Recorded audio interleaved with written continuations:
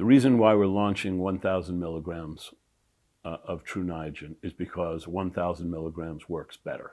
How do we know that? We've been selling Tru Niagen mostly at 300 milligrams now since 2017. We've sold millions of bottles, hundreds of thousands of committed consumers. We have a great deal of anecdotal evidence, but we also have 28 peer-reviewed published clinical studies. We understand how it works, when it works, why it works. We understand that 1,000 milligrams elevates NAD levels higher and is safe.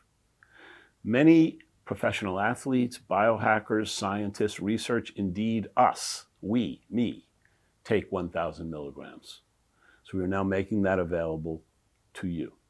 I don't think the question is who should take 1,000 milligrams. I think it's when you should take 1,000 milligrams. We know that as we get older, our NAD levels decline dramatically, so it's intuitive that people who are older should probably take more. But what does NAD do? Well, we know that NAD is critical for the metabolism of energy.